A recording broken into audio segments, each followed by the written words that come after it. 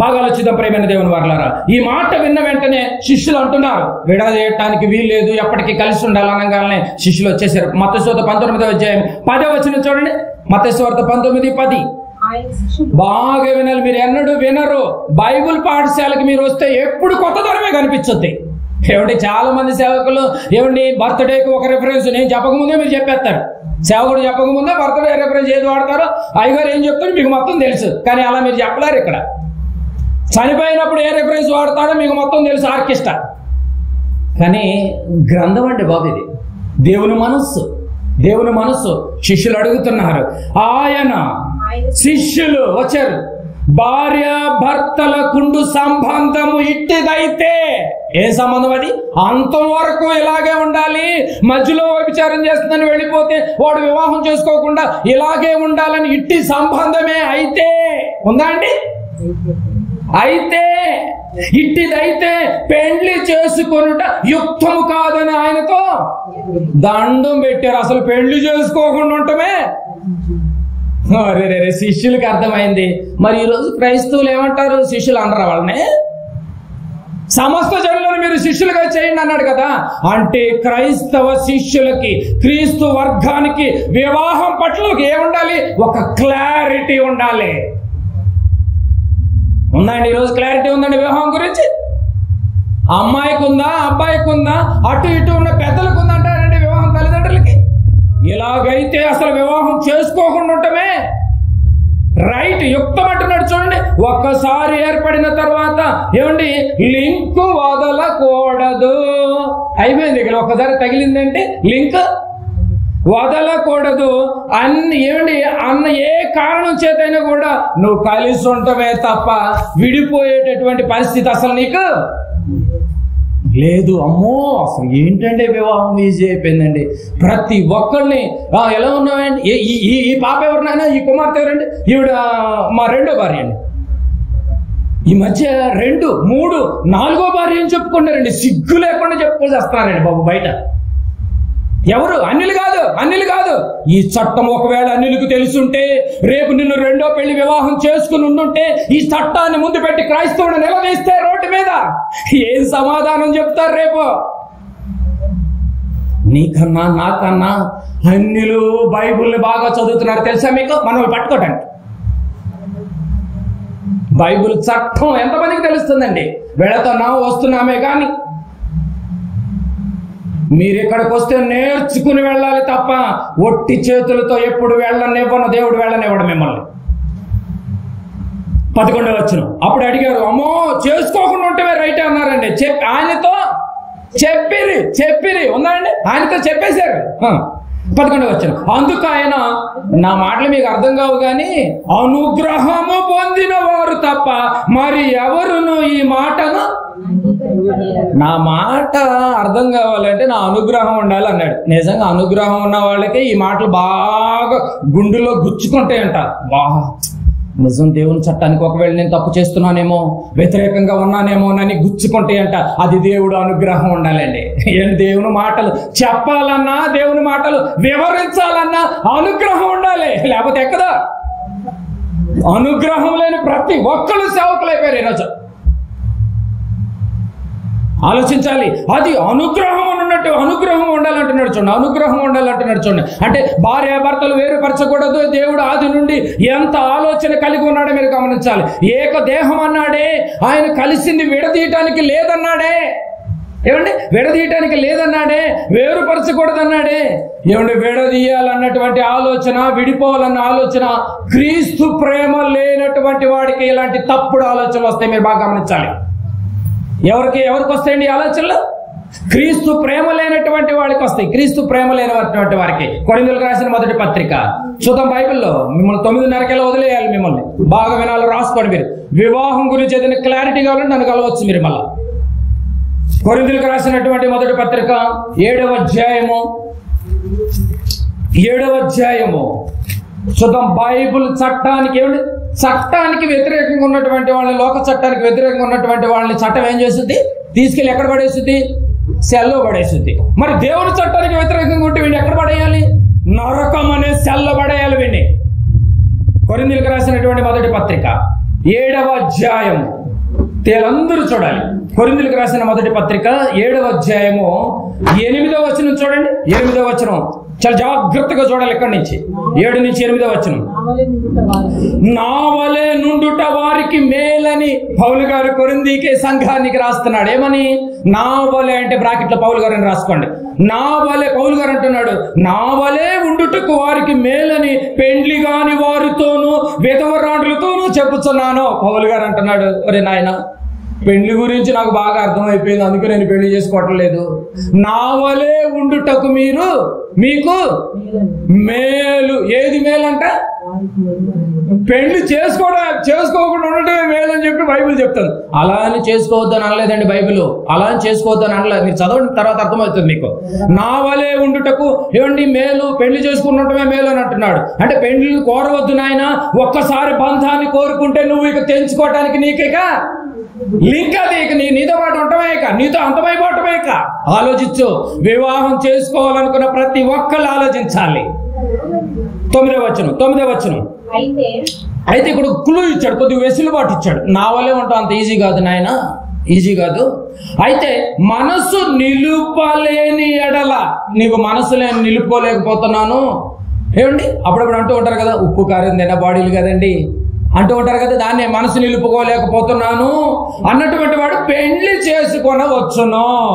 ఏమంటే బైబిల్ పెళ్లి చేసుకోవద్దని ఏమైనా చెప్పిందా అండి? చెప్పలేదు. చేసుకోమనే చెప్పింది. కానీ మనసు నిలుపుకోవాలనుకునేవాడు చేసుకోకుండా ఉండటమే మేలు. దీనికి మించిన మేలు లేదంటండి. కంట్రోల్ చేసుకునే కేపబిలిటీ, సత్తా నా దగ్గర ఉందనుకుంటే నువ్వు వివాహం చేసుకోకుండా ఉండటం గొప్ప మేలు నీకు. కానీ ఏముందో చూడండి, పెళ్లి చేసుకొనవచ్చును కామ తప్తులగుటకు కంటే పెళ్లి చేసుకొనుట. ఒకవేళ నువ్వు కామంతో కొట్టుకులాడుతున్నావు అని ఒకవేళ అమ్మాయి అయినా అబ్బాయి అయినా ఒకవేళ ఉంటే మీరు చేసుకోవటం రైట్ నాయన. ఎందుకంటే జాగ్రత్తం చేసే అవకాశం ఉంది, వ్యభిచారం చేసే అవకాశం ఉంది కనుక మీరు వివాహం చేసుకోవటమే రైట్ అని పౌలు గారు చెప్పారు. లేదు నేను కంట్రోల్ పవర్ నా దగ్గర ఉందనుకుంటే చేసుకోకుండా అంతకన్నా గొప్ప మేలు. వివాహం గురించి ఎంతమంది భక్తులు మాట్లాడుతున్నారు చూడండి.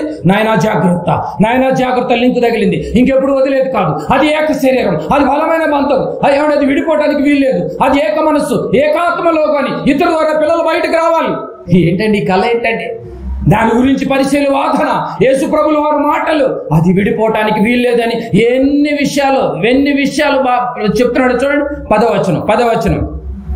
మరియు పెండ్లైన వారికి నేను కాదు, ప్రభువే ఆజ్ఞాపించినదేమనగా.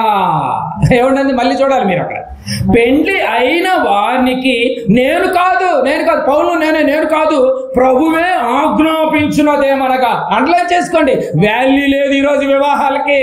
చేసుకున్నాడు రెండో పెళ్లి, అది ఒక పెళ్ళేనా? అసలు ఏంటంటే పెళ్లి అంటే అర్థం లేకుండా పోయిందంటే ఏంటండి? ఏమంటున్నాడంటే ఆజ్ఞాపించినదేమనగా ఆర్డర్. ఏంటి ఆర్డర్? భార్య భర్తను ఎడబాయకూడదు. బైబిల్ ఏం చెప్తుంది, క్రైస్తవ సమాజం ఏం చేస్తుంది మీరు చూడాలి. ఇప్పుడు ఈ రెండు టాలీ చేసుకోండి. ఎడబాయటానికి వీల్లేదు. ఒకవేళ ఎడబాయితే నీ జీవితంలో మళ్ళీ పెళ్లి చేసుకోకూడదు. ఎడబాయకూడదు. ఎన్ని గొప్ప మాటలు. ఏమండి ఎడబాయటానికి కూడా వీల్లేదు, ఎడబాయకూడదు. 11వ వచనం. ఎడవాసిన ఎడల పెళ్లి చేసి కొనకుండవలను. ఇది కూడా ఆర్డరే కదండి. ఒకవేళ నువ్వు ఎడబాసేవా, పెళ్లి చేసి కొనకుండా ఉండవలను, లేదా తన భర్తతో సమాధాన పరచవలను. లేదు, ఆలోచించుకో, నువ్వు మళ్ళీ పెళ్లి చేసుకోకూడదు. లేదు, ఇక నేను నా భార్యతో నేను సమాధపడతాను, ఐక్యత పడతాను, ఇద్దరితో కాంప్రమైజ్ అయిపోయి మెల్లగా ఆవిడతోనే నేను కాంప్రమైజ్ అయిపోయి ముందు కొనసాగుతానంటే నీ ఇష్టం. అంతేగాని మళ్ళీ పెళ్లి చేయటానికి వీల్లేదు. మనం అంతా తెలివితేటలు. ఇలాంటి పెళ్లి గుళ్ళో చేయకూడదంట, బయట వేదిక గట్టి చేయొచ్చు అంట. సిగ్గు లేదు అలాంటి వెసులుబాటు ఇవ్వడానికి సేవకులకి. ఏమో నిజమా కదండి? ఇలాంటి పెళ్లి, మొదటి పెళ్లి అయితే గుళ్ళో చేయొచ్చు అంట, రెండో పెళ్లి అయితే మాత్రం బయట రోడ్డు మీద పెడతా. బైబిల్ అలాగే చెప్పింది నీకు. చెప్పాలి. బైబిల్ చట్టానికి వ్యతిరేకంగా ఉంటే లోక చట్టము తప్పు చేసినటువంటి వాడిని ఎవరిని వదలదు, తీసుకెళ్లి అరెస్ట్ చేస్తుంది. దేవుని చట్టానికి వ్యతిరేకించినటువంటి వారందరినీ రేపు నరకం అనే సెల్లో పడేస్తుంది. వివాహం పట్ల క్లారిటీ ఉండాలి పెద్దలకి, బిడ్డల పట్ల. నిన్న రాత్రి నుంచి చదువుతున్నాం, ఇంకా వివాహం గురించి అవ్వలేదు. దేవుడు ఎన్ని విషయాలు ఎడవాసిన ఎడల పెళ్లి చేసుకోనకుండా వాళ్ళను లేదా తన భర్తతో సమాధానపరచబడు. భార్య అయిన భర్తతో సమాధానపడు, గొడవలు వస్తే, లేదా భర్త అయిన భార్యతో సమాధానపరచబడు. మీ ఇద్దరు కలిసి ఉండటం నాకు ఇంపార్టెంట్. అసలు ఈ జోన్లోకి ఎందుకు వచ్చావు నువ్వు? లింకు తగులుతుంది తెలియదా? ఎడబాయకూడదని తెలియదా? ఏ విషయంతోనైనా కూడా నేను వదిలేసుకోకుండా ఉండాలన్న సంగతి నీకు తెలీదా? చెప్పలేదా నీకు సేవకుడు? మీ యొక్క కాపరి చెప్పుండాలి కదా, వివాహం చేసుకోవాలనుకుంటున్నాను, మరి నాకేమన్నా క్లూ ఏమన్నా ఇచ్చాడండి, ఆజ్ఞలు ఏమన్నా ఉన్నాయా, నేను అర్హునా కాదా? వివాహానికి అర్హతలు ఇవి, క్వాలిఫికేషన్స్ ఇవి. ఏమండి క్వాలిఫికేషన్స్? సమాధానపరచబడాలంటున్నాడు చూడండి. సమాధానం, ఏ బిడ్డల కోసం అయితే నేను ఎదురు చూస్తున్నానో, నాకు దూరం అయిపోతున్నాను అన్నటువంటి బిడ్డల్ని నిజంగా ఎప్పుడు కలిసి ఉండాలని కోరుకుంటున్నాడండి ఒక కన్న తండ్రి. ఎప్పుడు కలిసి ఉండాలనే కోరుకుంటున్నాడండి బాబు. ఇలాంటి పరిస్థితుల మధ్య ఈ మధ్య ఏదన్నా మళ్ళీ గర్భం ధరిస్తారు, బిడ్డలు బయటకు వచ్చేస్తారు గర్భం గుండా. అలాంటి టైంలో నీ బిడ్డలు ఏమవుతారో తెలుసా అండి? ఇదే పత్రిక 7లో ఉన్నాం కదండి, 14లో చూడండి. 14 రాత్రి కూడా మనం విన్నాం, 14 వచనం. అవిశ్వాసి అయిన భర్త భార్యను బట్టి పరిశుద్ధపరచబడను, అవిశ్వాసులైన భార్య విశ్వాసి అయిన భర్తను బట్టి పరిశుద్ధపరచబడను. రాత్రి విన్నారు దీని ఎక్స్ప్లెనేషన్. లేని ఎడల మీ పిల్లలు అపవిత్ర అవుదురు. ఇలాంటి పరిస్థితుల్లో నీ పిల్లలు అపవిత్రులు అయిపోతారు. నాయన ఆలోచించు వివాహం విషయంలో. ఇది ఇప్పట్లో అయ్యేది కాదు, ఇది ఇప్పట్లో ముగిసేది కాదు అని ఎంత చక్కగా చెప్తుంది బైబిల్. వివాహం నిజంగా ఘనమైనదా కాదండి? వివాహం ఘనమంటే వెరైటీలు పెట్టడము, ఇంకా రకరకాల ఏదో ఊహించుకుంటున్నారే కానీ ఘనమైన వివాహంలో ఎడబాటేంటి?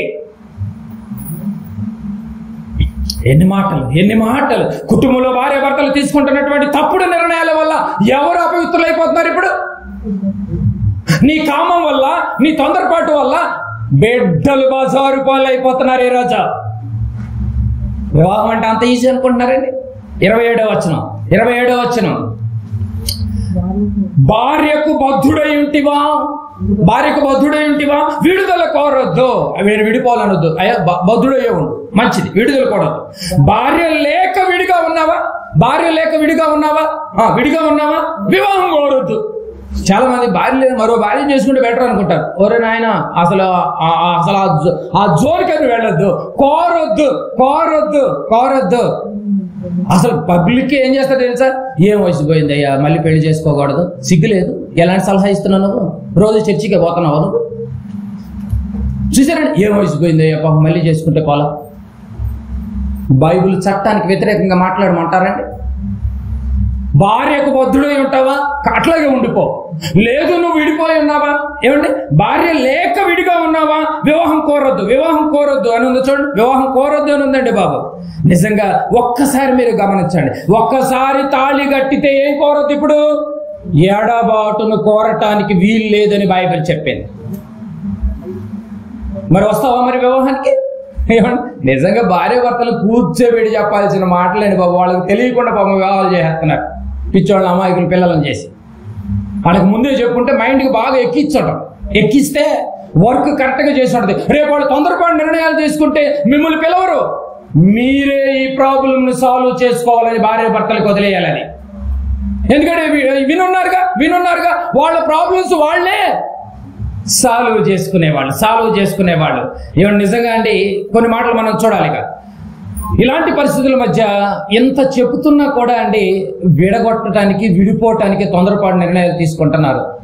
ఎవరు లోకంలో ఉన్నటువంటి పురుషులైనా స్త్రీలైనా కూడా తొందరపాటు నిర్ణయాలు తీసుకుంటున్నారు.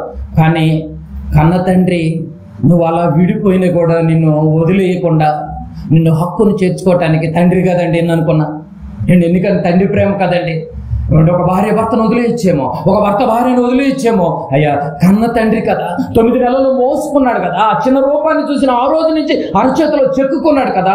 ఆ రూపాన్ని చూసి అయ్యో నా బిడ్డ నా భర్త వదిలేసింది, అయ్యో నా భార్య నా భర్త వదిలేసాడే, ఇలాంటి 2 బిడ్డలు నాకు ఎవరయ్యా దిక్కు, నేనే కదా అని హక్కును చేర్చుకోవటం కోసం ఎంతగా తగ్గిపోయాడో తెలుసండి. ఒక అడుగు తగ్గి మాట్లాడుతున్నాడండి. నిజంగా దేవుడు, నిజంగా కన్న తండ్రులకు కూడా అలాంటి ప్రేమ ఉండదండి. దేవుడు తగ్గి ఏం మాట్లాడుతున్నాడు తెలుసండి? ఇర్మియా గ్రంథము 3వ అధ్యాయము ఇర్మియా గ్రంథము 3వ అధ్యాయము. అందరూ చూడాలి. ఇర్మియా గ్రంథము అన్ని రాసుకోండి ప్రియమైన దేవుని వారు. మీరేం కంగారు పడదు, 9:30కు వదిలేస్తాం మిమ్మల్ని. ఇర్మియా గ్రంథము 3వ అధ్యాయము. ఇర్మియా గ్రంథము దేవుడే తగ్గిపోయాడండి బిడ్డల పక్షాన. ఇర్మియా గ్రంథం 3వ అధ్యాయం మొదటి మాట చూడండి. ఎంత మాట, ఎంత మాట. 3:1. మరియు ఒకడు తన భార్యను త్యజించగా అంటే వదిలేయగా ఆమె అతని యొద్ద నుండి తొలగిపోయి వేరొక పురుషునిదైన తరువాత అతడు ఆమె యొద్దకు తిరుగు చేరునా. ఏమండి, భార్య వదిలేసి వెళ్ళిపోయింది. ఏమండి, ఒకడు తన భార్యను విడాకులు ఇచ్చేసి ఆమెను అతని యొద్ద నుండి తొలగిపోమని చెప్పేసి వేరే పురుషుని దగ్గరికి వెళ్ళిపోయిన తర్వాత కొద్ది రోజుల తర్వాత మళ్ళీ ఆమె దగ్గరికి వెళ్తాడండి. వేరే వాళ్ళు వివాహం చేసుకున్న తర్వాత ఈ పురుషుడు పోయి ఆమెతో నేను మళ్ళీ నీతో కాపురం చేస్తాను అంటాడండి? అది అయ్యే పనా అండి? అదే అడుగుతుంది చూడు బైబిల్. వేరొక పురుషునిదైన తరువాత అతడు ఆమె యొద్దకు తిరిగి చేరునా? ప్రశ్న ఉందా అండి? క్వశ్చన్ మార్కులు కూడా తెలియాలి మీకు. ప్రశ్న ఉందండి. మళ్ళీ చేరుతాడా? చేరడు. అలాగూ జరుగు దేశము. ఒకవేళ అలాగ చేరి బ్రదర్ నువ్వు నేను కలిసి ఉన్నాం, నాకు ఫస్ట్ భార్య, నువ్వు రెండో భర్త అవుతావు, ఇద్దరం కలిసి కాపురం చేద్దామని ఒకవేళ అంటే కాంప్రమైజ్ అయితే, ఇంకో విషయం తెలుసా, చాలా మంది ఈ మధ్య కాలంలో కొన్ని బయటకు వచ్చినాయి. 2 పురుషులు కలిసి ఒక భార్యను వివాహం చేసుకుంటున్నారు. తెలుసా అండి మీకు? మీకు తెలియదు. కొంచెం బయట సమాజం గురించి ఆలోచన చేస్తే మీకు తెలుస్తుంది. పరిస్థితి చూడండి ఎలా ఉందో చూడండి. అలాగూ జరుగు దేశము బహు అపవిత్రమగును కదా. అలాగాని ఒక భార్యని 2 వివాహాలు చేసుకుంటే దేశం పాడైపోయినట్టే. దానికి ఆ స్త్రీ ఎట్లా ఒప్పుకుందండి బాబు? మనం యూట్యూబ్లో చూస్తే నాకు భయం వేసింది ఆ మాటలు వినాలంటే. 2 ఒప్పుకుందండి బాబు. 2 సాఫ్ట్వేర్ బాయ్సే, కుర్రాళ్ళు. అయినను నీవు అనేకులైన విటగాండ్రులతో వ్యభిచారము చేసినను. తండ్రి ఎంత తగ్గాడో తెలుసా? నువ్వు వేరే వాళ్ళతో వ్యభిచారం చేసినా, నీ భర్త వదిలేసినా, ఇదిగో నువ్వు నా బిడ్డవు కదా, నేను కాకపోతే ఇంకెవరు చేర్చుకుంటాడని దగ్గర చేర్చుకుని రా, నా దగ్గరికి రా, నాతో ఉండు, మనిద్దరు కలిసి ఏకమైతేనే రేపు పరలోకానికి తీసుకెళ్తానని ఒక ఆత్మ సంబంధమైన తండ్రి ఎంతగా తగ్గి విలవిలలాడిపోతున్నాడు చూడండి. నీవు విటగాండ్రులతో వ్యభిచారము చేసినను, భర్తను వదిలేసి, ఒకవేళ భార్యను వదిలేసి నువ్వు ఇష్టం వచ్చినట్టుగా వ్యభిచారపు కొంపలకు తిరిగినను, నా యొద్దకు రమ్మని యెహోవా. ఏమండి, ఇలా వదిలేసి ఇష్టలు విడిగా తిరిగినటువంటి భార్యను భర్త కోరతాడండి? ఎప్పుడైనా కోరతాడండి? అనుమానం వస్తే వదిలేసినటువంటి భర్త వదిలేస్తాడు, కోరడు. కానీ కన్న తండ్రి కోరుతున్నాడు. చూసారండి, అదేంటి తండ్రి ప్రేమ అంటే. తండ్రే ఇంత వ్యభిచారం చేస్తుంటే కోరుతున్నప్పుడు పాయింట్ మీరు క్యాచ్ చేయాలి ఇక్కడ. తండ్రే, పరలోకపు తండ్రే బిడ్డలు ఇంత విచ్చలవిడిగా వ్యభిచారం చేస్తున్నా నేను నిన్ను హక్కును చేర్చుకుంటాను రమ్మని కోరుతున్నప్పుడు, నువ్వు మనిషిగా, నాకు పుట్టినటువంటి వాడిగా, నీ భార్య తెలుసో తెలియకో తప్పు చేసింది, నేనే చేర్చుకున్నప్పుడు, నేనే దగ్గర చేర్చుకున్నప్పుడు నువ్వెందుకు చేర్చుకోలేకపోతున్నావు? ఎందుకు నువ్వు కఠినం అయిపోయావు? వివాహం ఘనమైనదని తెలియదా? భార్య అంటే ఏమనుకుంటున్నారు? భర్త అంటే ఏమనుకుంటున్నారు? చచ్చేంత వరకు వాళ్ళతోనే అయిపోవాలండి. తెలియదా అని తగ్గుతున్నాడండి. ఏ కారణం చేతైనా నువ్వు విడుదల కోరవద్దు నాయన. ఇంత కఠినమైపోయావేంటయ్యా? ఎందుకంటే నేను నీకు భర్తనై ఉన్నాను. యెషయా రాత్రి చదివారు 54:5లో, నేను నీకు భర్త అయి ఉన్నాను కదా, నేను చేర్చుకుంటాను నాయన, నువ్వు తొందరపాటుగా పాడవుతూ నాయన, ఆత్మీయంగా నువ్వు దెబ్బతింటావు నాయన, మనసులు ఖరాబ్ అవుతాయి నాయన, నా దగ్గరకు రా అంటున్నాడండి. నన్ను కాదని 3వ వచనం మళ్ళీ చూడండి. నన్ను కాదని అయినను నీవు అనేక విటగాండ్రులతో వ్యభిచారము చేసినను, నా యొద్దకు తిరిగి రమ్మని యెహోవా సెలవిచ్చుచున్నాడు. పైన భర్త లోక సంబంధమైన భర్త ఆమెను తిరిగి చేర్చుకొనునా అంటే చేర్చుకోడు. నేనైతే అది తండ్రి గొప్పతనం అంటే. అలాంటి గొప్ప మనసు మనకెప్పుడుకు రావాలండి? మనకెప్పుడుకు రావాలి? 11వ వచనం కిందకి అలా వచ్చేయండి. కాగా విశ్వాసఘాతకురాలకు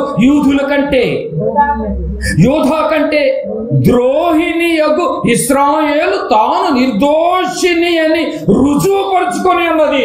నువ్వు నిర్దోషివని తెలిసినా, రుజువు పరుచుకొని ఉన్నా ఎవరు స్వీకరించే పరిస్థితిలో భర్తలు లేరంటండి. ఆవిడ తప్పు చేయలేదని రుజువుపరుచుకున్నా కూడా లోకంలో పురుషుడు అంగీకరించడానికి ఒప్పుకోవట్లేదు. కానీ కన్న తండ్రి, నీ భర్త, నేను ఒప్పుకుంటాను ఆయన, ఎన్ని చేసుకున్నా కూడా నా గర్భాన పుట్టినటువంటి బిడ్డవు కదా, నేను 9 నెలలు మోసి నీ ప్రతిరూపాన్ని నేను ఇచ్చాను కదా, నేనే చేర్చుకోకపోతే నీ బతుకేమైపోతుంది, ఎక్కడో ఒక చోట ఆత్మహత్య చేసుకుని పోతాను. ఏమండి, మీరు బాగా గమనించాలి. అప్పుడప్పుడు తల్లిదండ్రులు గర్భాన పుట్టినటువంటి బిడ్డలు ఏదైనా తప్పు చేసి కడుపులో దాచుకుంటూ ఉంటారు. గమనించారండి? నీ కడుపును పుట్టినటువంటి బిడ్డ అయితేనేమో, కూతురు అయితేనేమో కడుపులో దాచుకుంటా. ఏమండి, నీ కొడుకుకి కోడలుగా వస్తే మాత్రం బజారును కూర్చోబెడతా. ఇదెక్కడ న్యాయం అండి? ఇదెక్కడ న్యాయం అండి?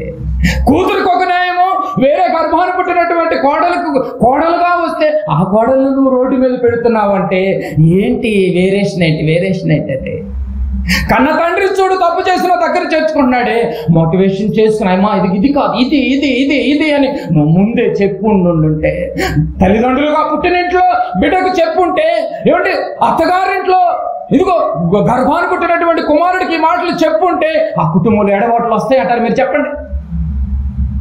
ఇలాంటి చెప్పక, అందించక, నేర్పించక, కూర్చునేటప్పుడు, లేచేటప్పుడు, పడుకునేటప్పుడు నా బిడ్డలకు నీ మాటలు చెప్పాలని, నా మాటలు నీ బిడ్డలకు చెప్పాలని ద్వితీయోపదేశకాండం 6:6 ఉంటుంది. నా మాటలు చెప్పాలని చెబితే నువ్వు చెప్పకుండా వదిలేస్తావా నా బిడ్డల్ని? మీ మట్టుకు మీరు డెసిషన్ తీసుకుని వెళ్ళిపోతే నా గర్భాన్ని పుట్టినటువంటి బిడ్డలు ఏమైపోరు? బజారు పొల. వివాహం అంటే ఏంటో మీకు అర్థం కావాలి ప్రియమైన దేవుని వారలారా. మహా అయితే మీరు నెల రోజులు మీ సంబరాలు, నెల రోజులు నిన్ను ఒళ్ళు చించుకుంటావేమో, ఒళ్ళంతా నలిగిపోతామో నెల రోజులు, అంతకంటే కొన్ని ఏమన్నా పెళ్లి దినాల్లో. కానీ బైబిల్ నెల రోజులు కాదు, ఇది యజ్ఞం. ఎన్నాలండి ఇది? చచ్చేంత వరకు. ఈ త్యాగం ఎవరు చెబుతున్నారండి? దేవుడు మనసులో ఉన్నటువంటి వేదన. నెల రోజులు కష్టపడ్డ పెళ్లి దినాలను చూస్తున్నారే కానీ ఇంటికి పెయింటింగ్ చూస్తున్నారు, రంగులు చూస్తున్నారు, వస్త్ర ఆభరణాలు చూస్తున్నారు, వడ్డించే కార్యక్రమాలు చూస్తున్నారు. కానీ వీళ్ళు అంతము వరకు ఇలాంటి స్టాండర్డ్ గా దేవుని మనసులో చోటు చేసుకుని ఏక మనస్సు, ఏకాభిప్రాయంతో ద్రోహులు కాక కలిసి ఉండాలి. గర్భాన పుట్టినటువంటి బిడ్డలు అపవిత్రులు కాకుండా గొప్పగా బ్రతికిన నోడే ఈ వివాహం ఘనంగా ఎంచబడుద్ది ప్రియమైన దేవుని వల్ల. ఈరోజు నేను స్టేజ్ మీద చెప్పేసి వివాహం ఘనమైనదిగా ఎంచబడునని సేవకుడు ఘంటాబద్ధంగా చెప్పినంత మాత్రాన ఆ వివాహం ఘనమైనది గుర్తుపెట్టుకోవాలి క్రైస్తవులు. ఎంత పెద్ద సేవకుడు తీసుకొచ్చిన ఆ రోజు వివాహం ఘనమైనదని చెప్పినంత మాత్రాన ఆ రోజు ఫుల్ఫిల్ అవ్వట్లేదు. అసలైన వివాహం ఆ రోజు నుంచే మొదలవుతుంది కథ, చరిత్ర. వివాహానికి అర్థం లేకుండా పోయింది ఈరోజు క్రైస్తవ కుటుంబాలు. అర్థం లేకుండా పోయిందండి. ఎన్ని మాటలు ఏం చేస్తుందంటే 11లో ద్రోహులు అంటున్నాడు చూడండి. విశ్వాసఘాతుకురాలైనా కూడా నేను చేర్చుకుంటాను. 12వ వచనం, నీవు వెళ్ళి ఉత్తర దిక్కు నీ మాటలు ప్రకటించుము, ద్రోహిని వగ్గు ఇశ్రాయేలు. నువ్వు ద్రోహం చేసావు నాకు తెలుసు. ఇప్పుడు ఆత్మీయంగా బాప్తిసం తీసుకున్నావు, వివాహం చేసుకున్నావు కదా, నువ్వు ఆ రోజు నుంచి నాతో బ్రతుకుతావని మాటిచ్చి మళ్ళీ లోకం కోసం బ్రతుకుతున్నావంటే నువ్వు వ్యభిచారపు కొంపల చుట్టూ తిరుగుతున్నావని. అయినా కూడా తిరిగి ఏముందండి అక్కడ?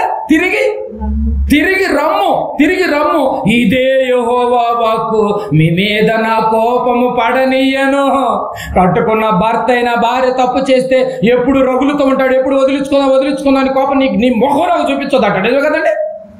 కానీ కన్నతండ్రి ఏమంటున్నాడు తెలుసా అండి? తిరిగి రమ్ము, మీ మీద నా కోపము పడనీయను, నేను కృప గలవాడను కనుక నేను ఎల్లప్పుడూ కోపించేవాడను కాను. నా గర్భాన సగం పార్ట్లు కదా మీరు, ఆత్మలో భాగాలు కదా. నేనే నీ మీద కోపగించుకుంటే ఎవరు చేర్చుకుంటారు నిన్ను? కన్న తండ్రి ఆలోచన ఎవరికి అర్థం కావట్లేదు. చాలా మంది తెలియక, చాలా మంది చాలా చాలా చాలా చాలా చేసేసుకుని వెళ్ళిపోతూ ఉంటారు. ఎక్కడ పరిస్థితులు అనుకూలించక చూసారండి, అనుకూలించక కనుక ప్రియమైన దేవుని వారలారా, కొరింథీయులకు రాసినటువంటి పత్రిక రెండవ పత్రిక 11వ అధ్యాయం, కొరింథీయులకు రాసినటువంటి 2వ పత్రిక 11వ అధ్యాయము 2-3 వచనాలు కూడా చూడండి. 2-3 వచనాలు. దేవాసక్తితో మీ ఎడల ఆసక్తి కలిగి ఉన్నాను, ఎందుకనగా పవిత్రురాలైన కన్యకగా ఒక్కడే పురుషునికి ఒకడే పురుషునికి అనగా క్రీస్తునకు సమర్పింపవాలనని మిమ్మల్ని ప్రదానము చేసి తిని. ఇప్పుడు నీకు భర్త ఎవరైపోయారు? యేసు ప్రభుల వారు అయిపోయారు. నువ్వేమైపోయావు? భార్య అయిపోయావు. ఇప్పుడు భర్తకు నువ్వు నిన్ను సమర్పించవలనని ప్రదానము చేసి తిని. ప్రదానము చేసి తిని. ప్రదానము చేసి తిని. చూసారా? ప్రధానము చేసి తిని. కానీ సర్పము తన కుయుక్తి చేత హవ్వను మోసపరిచినట్లు మీ మనస్సులను చెరపబడి క్రీస్తు ఎడలనున్న సరళత నుండి అపవిత్రత నుండి ఎట్లయినను తొలగిపోవునేమోనని భయపడుతున్నాను. భర్త భయపడుతున్నాడంట. మోసపోద్దేమో ఎక్కడైనా దెయ్యపు మాటలు విని మోసపోద్దేమో, చెప్పుడు మాటలు విని ఈరోజు కుటుంబాలు కుప్పగొలుతున్నాయి. తెలుసా అండి మీకు? ఆ రోజు ఏదైనా తోటలో నుంచి అపవాది మాట విని గెంటి వేయబడ్డారు వాళ్ళు. ఈ రోజు కుటుంబాల్లో అండి ఎవరో ఒకరు ఇటు పక్కనో అటు పక్కనో, ఈ మధ్య ఫోన్లు ఎక్కువైపోయినాయండి బాబు. ఇక్కడ ఏం జరుగుతున్నానన్నది రన్నింగ్ లైవ్ స్టేటస్ అటు వెళ్ళిపోవటం వల్ల అటు నుంచి ఎట్లా బిహేవ్ చేయాలనేది ఒక క్రైస్తవ తల్లి అక్కడ జరుగుతున్న ప్రతి మాటలకి ఈ టైంలో ఇలా మాట్లాడాలి, ఈ టైంలో ఇలా మాట్లాడాలని కొంప కొల్లేరు చేస్తుంది తల్లిదండ్రులే. కాదని ఎవరైనా చెప్పగలరండి? నువ్వు ఎదుర్కోవాలి. వివాహమైన రోజే మీకు చెప్పాను, అంతవరకు అతనితోనే ఉండాలని తల్లిదండ్రులు చెప్పుంటే ప్రతిదానికి నీకు ఫోన్ కాల్ వచ్చేదండి. వివాహం ఎంత భయంకరంగా ఉందో చూసారండి. ఎంత భయంకరంగా. ఎఫెసీయులకు రాసిన పత్రిక 5వ అధ్యాయం, ఎఫెసీయులకు రాసినటువంటి పత్రిక 5వ అధ్యాయము 24వ వచనం. 5వ అధ్యాయం 24వ వచనం. సంఘము క్రీస్తునకు లోబడినట్లుగా భార్యలు కూడా ప్రతి విషయంలో తమ పురుషులకు ఆప్షన్ లేదండి. చచ్చేంత వరకు లోబడుతూనే ఉండాలి. రాత్రి విన్నారు మీరు, భార్య భర్తకు ఎందుకు లోబడాలి? పరలోకం కావాలంటే లోబడు, నీ ఇష్టం. లేదు నేను నరకం కావాలనుకుంటే టార్చర్ పెట్టు. ఎక్కడా టార్చర్ లేకు, నరకంలో టార్చర్ పెడతాడు దేవుడు. లోబడవలెను. 25వ వచనం, 25 కలిసి ఉంటుంది. పురుషులారా మీరు మీ భార్యలను, మీరు కూడా మీ భార్యలు ప్రేమించండి. అటువలే క్రీస్తు కూడా సంఘమును ప్రేమించి అది కళంకమైనది. బాగా గమనించాలి, ఇక్కడ బాగా గమనించాలి. ఏమంటే అక్కడ ఏమన్నాడు? మీరు ప్రతిదీ మోడిఫైస్ కింద లింక్ ఆలోచిస్తూ ఉండాలి. వ్యభిచారము చేస్తే తప్ప అనేవాడు యేసు ప్రభులు వారు మాట్లాడారా లేదా ప్రారంభంలో మత్తయి సువార్తలో? కానీ ఇక్కడికి వచ్చేసరికి ఏమంటాడు తెలుసా? అది కూడా ఎత్తేస్తున్నాడు, ఇప్పుడు అది కూడా తీసేస్తున్నాడు చూడండి అని. ఇప్పుడు సంఘానికి లింక్ పెట్టుకున్నాడు చూడండి. ఏమని? అది కళంకమైనది ముడతి అయినను మరి ఏదైనాను లేక పరిశుద్ధమైనది గాను నిర్దోషమైనది గాను మహిమ గల సంఘము గాను ఆయన తన ఎదుట దానిని నిలవబెట్టుకోనవలెనని, భార్య నిలబెట్టుకోనవలెనని వాక్యముతో ఉదక స్నానము చేత దానిని పరిశుద్ధపరచుటకై దాని కొరకు తన్ను తాను అప్పగించుకొనెను. యేసు ప్రభువే భార్య అయినటువంటి వధువును సంఘాన్ని కళంకతోనూ ముడతతోనూ ఇష్టానుసారంగా బ్రతుకుతుంటే వాక్యంతో ఉదక స్నానం చేసుకుని రక్తంతో కడుక్కుని యేసు ప్రభుల వారైనటువంటి భర్తకు దగ్గర చేసుకోవడానికి భార్యను పవిత్రపరచుకుని నిలబెట్టుకోవాలని చూస్తుంటే నువ్వెంత ఆఫ్టర్ వదిలేస్తానంట, నేను యాగలేనంట, నాకు ఇంకో పెళ్లి చేయాలంట. వీళ్ళు కూడా నీకేం తక్కువ, నీకేం వయసు పోయింది, ఈ వయసులో కూడా నీకు మళ్ళీ ఎంతైనా కట్నం ఇచ్చేస్తారు. తల్లిదండ్రులు ప్రోత్సాహాలు ఇవన్నీ. ఏమనుకుంటున్నారండి వివాహాలంటే? ఇలాంటి ఆలోచన ఒక నెల రోజులు ప్రతిరోజు ఇలాంటి సదస్సులు పెట్టి దీనికి ఓకే అయితే మేము వివాహం చేస్తామని ఇటు తల్లిదండ్రులు అటు తల్లిదండ్రులు బిడ్డలను అడిగి దానికి ఓకేనా అని ఒక అగ్రిమెంట్, ఒక రికార్డ్ తీసుకుని వీడియో తీసుకుని ఎంటర్ అయితే చట్టం ప్రతి క్షణం గుండెలో గుచ్చుతూ ఉంటది. లేకపోతే నువ్వు నరకానికి వెళ్ళిపోతావని చెప్పి మరి తాళి కట్టించాలి. వివాహాలు చేసుకోవద్దని అనలేదు, చేసుకోండి, కానీ చచ్చేంత వరకు కలిసి ఉండండి. ఏం మాట్లాడండి బాబు బైబిల్. మలాకి గ్రంథము, క్రీస్తులాగా క్షమించే గుణము నీకు ఉంటే మార్చు. క్రీస్తు మార్చుకుంటాడు చూడండి, ఉతికి స్థానంతో మార్చుకుంటున్నాడు. ప్రయత్నం చేయి, కానీ తప్పించుకుందామని మాత్రం అనుకోవద్దు. ఎట్టంగా నేను వదిలించుకుందామని మాత్రం అనుకోవద్దు. అవగాహన లేకుండా మిడిమిడి జ్ఞానంతో దేనిలోనైనా దిగొచ్చు, కానీ దేనిలో దిగకూడదు. చెప్పాలి మీరు, దేనిలో దిగకూడదు. అసలు నోరుల మీద పుట్లే చూడండి. వివాహం జోన్లోకి తొందరపడి వెళ్ళకూడదండి బాబు. చివరి కొన్ని మాటలు చూద్దాం. మలాకి గ్రంథం 2వ అధ్యాయం, ఇంత చెప్పిన తర్వాత కూడా నీ మనసు మొండిదయిందా, కఠినమైందా? వాక్యం అలాగే ఉంటుందిలేండి. ఆయన అది చెప్తూ ఉంటారు, ఒంట్లో శక్తి ఉంది, రక్తం ప్రవహిస్తుంది, చేతి నిండా డబ్బు ఉన్నాయి, నన్ను ఆపేది ఎవరు? నా రాజకీయం నా ఇంట్లో ఉందని ఇష్టం వచ్చినట్లుగా మాట సాగుద్దని నువ్వు అనుకుంటున్నావేమో. దేవుడు పట్టుకుంటే ఏమైపోతావో తెలుసా? చూడు బైబిల్ చూడు, మలాకి గ్రంథము. తొందరపాటు నిర్ణయాలు దయచేసి తీసుకోకండి. మలాకి గ్రంథము 2వ అధ్యాయము 14వ వచనం. అది ఎందుకని మీరు అడుగగా, ఏంటి ఎందుకని మీరు అడుగుతారా? బైబిల్ చూడాలి. అడుగగా, యవన కాలమందు నువ్వు పెళ్లి చేసుకొని అన్యాయముగా విసర్జించావా? యవనం ఉంది కానీ పెళ్లి చేసుకొని అన్యాయంగా నువ్వు వదిలేసావా, విసర్జించావా? నీ భార్య పక్షమున ఎవరు నిలబడతానన్నాడు చెప్పండి. ఇప్పుడు నీ పక్షాన గ్యాంగుని తీసి నిలబడతావు. మగాడంటే కొంచెం ఎగస్టాలు ఎక్కువ ఉంటాయి కదండి, బలం ఎక్కువగా ఉండదని చెప్పి నిలబడతారు కదండి. ఇప్పుడు దూరమైనటువంటి వదిలేసినటువంటి లేడీ అంటే అంత చీపా? ఇప్పుడు వదిలేసిన లేడీ వెనక ఎవరు నిలబడతానన్నాడు? ఇప్పుడు దేవుడు నిలబడితే నువ్వు నిలబడగలవు ఎదురు. పొరపాటుగా కూడా భార్యను వదిలేదు. అలా అని భార్య భర్తను వదిలేదు. అప్పుడు భర్త పక్షాన్ని ఎవరు ఉంటారు? దేవుడితో పెట్టుకోకో. పెళ్ళది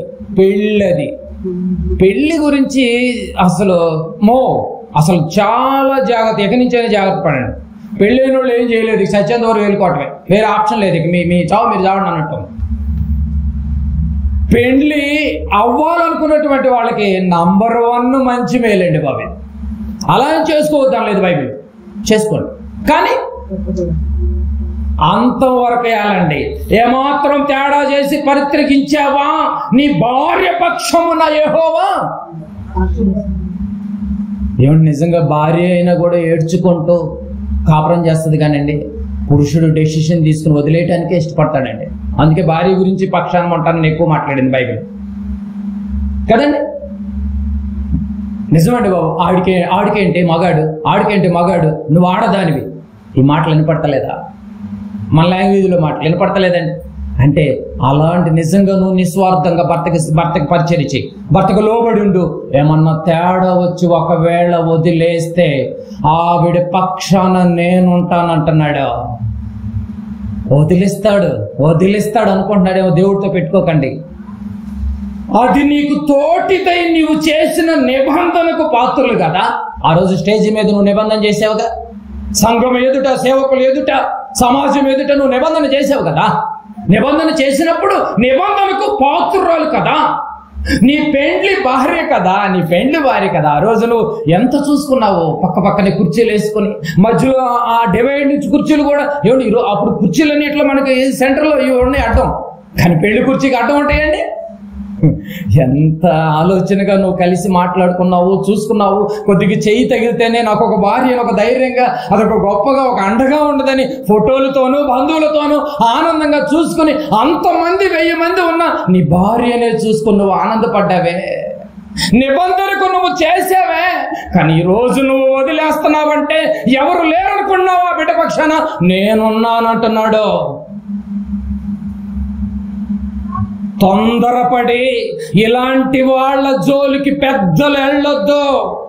అయ్యా, ఇది భార్యాభర్తలు కూర్చుని తేల్చుకోవాల్సిన విషయము. నువ్వు సలహా అయితే, రాత్రి మీరు విన్నారు, ఎంతమంది అయినా విడతీయటానికి వ్యవహారాలు కొడుతున్నారు, కానీ కలుపటానికి మాత్రం కుటుంబాలు మాత్రం కదలటలేదు. వీలైతే కలవటానికి ట్రై చేయి. దేవుని పక్షాన్ని నువ్వు కూడా నిలబడు. అంతేగాని దయచేసి ఆ జోన్లోకి మాత్రం దయచేసి రాంగ్ సలహాలు, ఏమండి మండే దాంట్లో ఆజ్యం పోసే సలహాలు దయచేసి ఇవ్వకొద్దు ప్రేమ అని దేవుని వాళ్ళు. ఎందుకు? అన్నిటికంటే గొప్పగా దేని మీద ఫోకస్ పెట్టాడు ఇప్పుడు దేవుడు?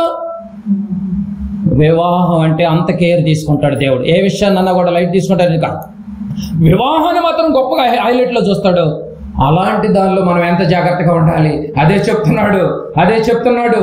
కొంచెముగానైనను 15వ వచనం, కొంచెముగానైనను దైవాత్మ నొమ్మిందిన వారిలో ఎవరునూ ఇలాగున చేయలేదు. నిజంగా నువ్వు దేవుడు ఉంటే నీ మైండ్లో ఏమంటే ఆ భార్యను వదిలేస్తావా? నీ సుఖాలకి ఎంజాయ్ చేసావో, నీ ఇష్టాలకి ఊరేగించం చేసావో, ఈరోజు నువ్వు వదిలేస్తావా? నువ్వు కొంచెం అన్నా నీకు దైవత్వం ఉందా మైండ్లో? దానికి ఎవరైనా ఫోకస్ చేస్తున్నానేమో. ఒకడు చేసినను ఏమి జరిగను, దేవుని చేత సంతతి నొందవలని అతడు యత్నము చేసేనే. అంటే నీ ద్వారా సంతాన్ని రావాలని యత్నం అంటే ప్రయత్నం చేశాడు వివాహం ద్వారా. దానికి అడ్డు కట్టేసావు కదా నువ్వు. గర్భద్వారాలకు రాకుండా నువ్వు ఆపేసావు కదా.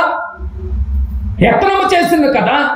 కాగా మిమ్మల్ని మీరే జాగ్రత్త చేసుకుని యవనమున పెండ్లి చేసుకున్న మీ భార్యల విషయంలో విశ్వాసఘాతకులుగా ఉండకుడి. మీకు ఇలాంటి విషయాలు చెప్పరులేండి బాబు. మీకెందుకు చెప్తారు ఇలాంటి విషయాలు? చెప్పినా మీకు ఎక్కదు బాబు. మీరు మంచోళ్ళు కాబట్టి పాపం అదిగో పిలిచారని చెప్పి వచ్చారు. అదృష్టవంతులు మీరు నిజంగా.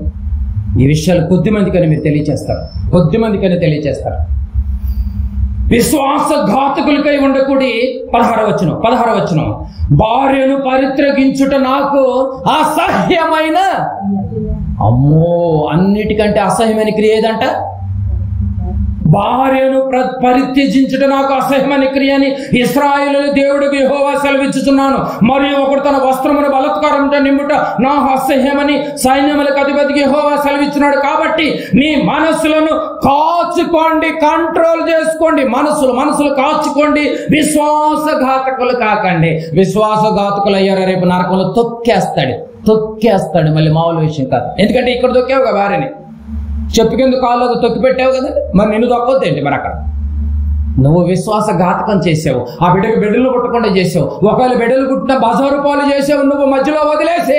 మరి ఆ యవన బిడ్డల పరిస్థితి ఏంటి? ఆ చిన్న బిడ్డల పరిస్థితి ఏంటి? ఆ పాలు గారేటటువంటి పసి మొక్కలు ఎక్కడ బతకాలి? నేను కదా కనుక్కుంది. ఇలాంటి వాళ్ళు నువ్వు విశ్వాసఘాతకం చేసావే అని. ఏంటంటే వివాహం మీద ఎంత ఫోకస్ పెట్టింది బైబిల్?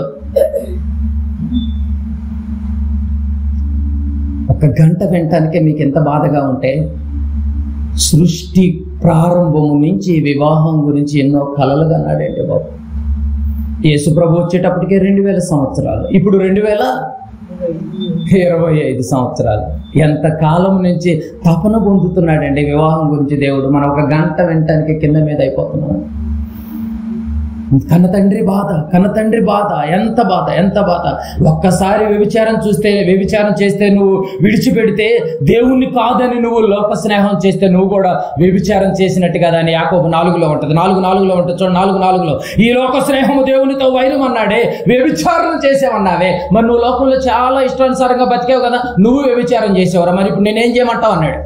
భార్య వ్యభిచారం చేస్తుందని వదిలేసావు. మరి ఈ లోక స్నేహం దేవునితో వైరం అన్నాడు కదా, మరి నువ్వేం వెలగబెట్టా? లోకంలో ఇష్టం వచ్చినట్టు ఊరేగా. అయితే నువ్వు వ్యభిచారం చేసావుగా, మరి నిన్నేం చేయాలి? ఇప్పుడు నేను వదిలేయాలి, ఇప్పుడు నరకానికి పోవాలి. ఇప్పుడు వదిలేస్తే నీకొక న్యాయమా, నువ్వు కట్టుకున్న భార్యకు ఒక న్యాయమా అండి? ఇర్మియా గ్రంథము 3:22 చివరగా. ఇర్మియా గ్రంథము 3:22. ఇర్మియా గ్రంథము 3వ అధ్యాయము 22వ వచనం. 3వ అధ్యాయము 22వ వచనం. భ్రష్టులైన బిడ్డలారా అనే అంటున్నాడు. పైగా ముందు ఏ సర్టిఫికెట్ ఇచ్చాడు? నా బంగారం అంటున్నాడా? మనం అంటావు చీవుడు గారుతున్నా కూడా నీ కడుపును పుట్టినేమని చెప్తావు. నా బంగారం అని చీవుడు ముక్కోడు కూడా నువ్వు ముద్దు పెట్టుకుంటావు. ఏమన్నా నిజమే కాదండి? కానీ దేవుడు అంటున్నాడు నా బిడ్డలారా అంటున్నాడు. పక్కన భ్రష్టులైన బిడ్డలారా తిరిగి రండి. మీరు భ్రష్టులయ్యారు, అయినా నేను హక్కును చేర్చుకుంటా. భ్రష్టులైన బిడ్డలారా తిరిగి రండి, మీ అవిశ్వాసమును నేను బాగు చేసేదను. తండ్రి కాబట్టి బాగు చేస్తాడు. కాబట్టి ఎవరో తల్లిదండ్రులు పుట్టినటువంటి బిడ్డలు మాత్రం టార్చర్ పెడతా కోడలుగా వస్తే కదండి. నీ కడుపును పుట్టిన బిడ్డను మాత్రం, కుమార్తెను మాత్రము ఏ పని చేయకోకుండా నువ్వు కాపాడతావు. వేరే గర్భాన్ని పుట్టినటువంటి బిడ్డలు మాత్రం కోడలుగా వస్తే మాత్రం టార్చర్ పెడతా. బాగు చేసేదను, నీవే మా దేవుడైన యెహోవావు, నీ యొద్దకే మేము వచ్చుచున్నాము. మరి దెబ్బతిన్న వాళ్ళు చివరికి ఇక ఆ దేవుడే దిక్కని దేవుడి వైపు తిరుగుతారు. చూశారండి ప్రియమైన దేవుని వారలారా, విడిచిపెట్టిన నీవు దగ్గరకు రావటానికి ఏంటి నీకు ప్రాబ్లం అంటున్నాడు. విడిచిపెట్టినటువంటి నీవు దగ్గరికి రావటానికి ఏంటి నీ ప్రాబ్లం ఏంటి? నా దగ్గరికి రా, నేను చూసుకుంటాను అంటున్నాడండి. ఏమన్నా నిజంగా బాగా ఆలోచించాలి. 2:16 మలకీలు ఏం చదవచ్చు మనం? భార్యను పరిత్రగించుట నాకు అసహ్యమైన క్రియ.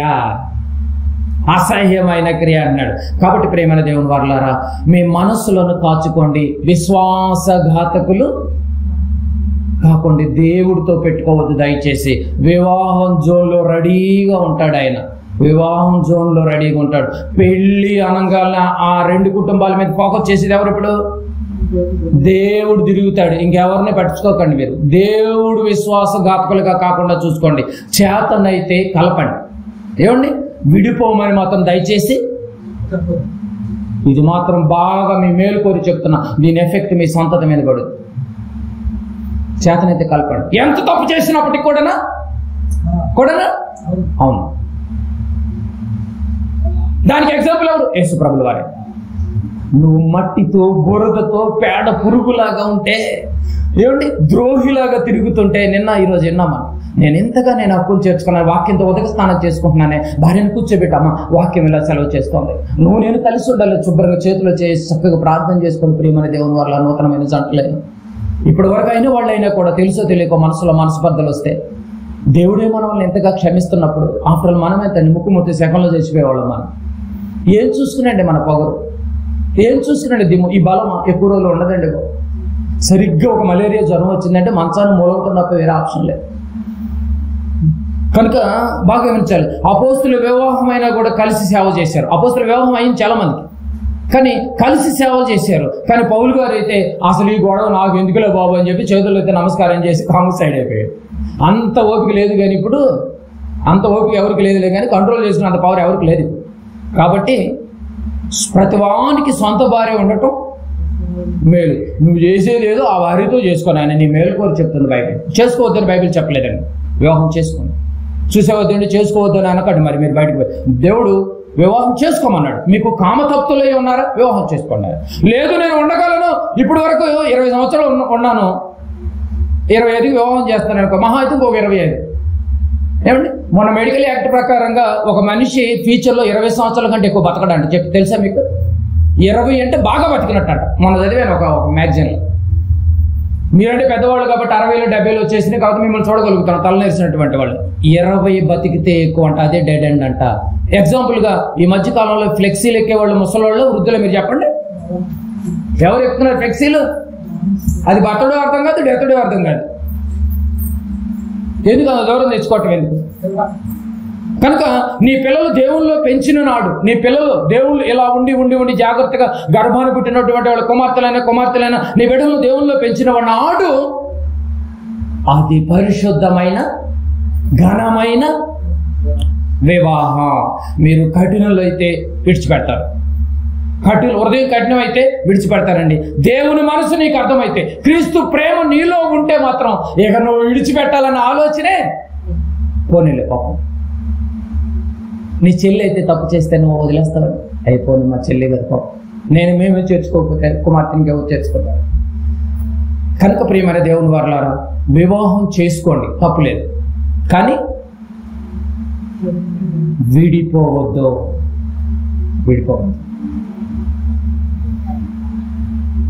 ఈరోజు ఎన్నో విషయాలు మనం విన్నాం. లోబడితే నీకు పరలోకం వెళ్ళిపోతావు. నేను లోబడను అనేటటువంటి ఆలోచన ఒకవేళ నువ్వు చేసినా ఈరోజు మనం ఏమన్నావో తెలుసా? అలాంటి డెసిషన్ తీసుకున్నా కూడా ఘనమైన వివాహం ఘనంగానే ఉండాలి తప్ప అలాంటి ఘనమైన వివాహంలో దయచేసి ఎడబాటు అనేటటువంటి ఆలోచన మీ మదిలో కూడా రావద్దు, రాకూడదు. ఎవరిని దయచేసి ప్రోత్సహించదు. ఆలోచించండి. ఇంకా ఇలాంటి వివాహాల గురించి ఒక నెల రోజులు చెప్పుకుంటే కానీ ఈ వివాహాల గురించి తేలదు. కానీ మరి సమయం లేదు కనుక ఈరోజు నిజంగా మీరు హృదయపూర్వకంగా వచ్చినటువంటి ప్రతి కుటుంబానికి ఇలాంటి మెండైన దీవెనలు, దేవుని యొక్క కాపుదల, దేవుని యొక్క ప్రొటెక్షన్, వదిలేసినటువంటి వాళ్ళకే అంత పక్షాన దేవుడు నిలబడ్డప్పుడు మీరు ఇన్ని సంవత్సరాల నుంచి మీ భార్యాభర్తలు కష్టమైన, శ్రమైన, రోగమైన, వ్యాధి అయినా కలిసి ప్రయాణం చేస్తున్నప్పుడు మీ పక్షం దేవుడు ఉంటాడు. మీతో ఉన్నప్పుడు మీ గర్భాన్ని పుట్టినటువంటి బిడ్డలు కూడా ఇలాంటి మాటలు చెప్పుకొని మీ బిడ్డలు కూడా దేవుని కృపను పంచండి, నేర్పించండి, తెలియచేయండి. ఈరోజు దేవునిలో ఉన్న కుటుంబాలు లేవండి బాబు, లేవు. బైబిల్లో ఏ వచ్చినా ఎక్కడుందో కూడా తెలియదు పాపం అమాయకులు చాలా మంది ఈరోజు. కనుక ఆలోచించండి, మంచి నిర్ణయం తీసుకోండి, మంచి నిర్ణయం తీసుకోండి.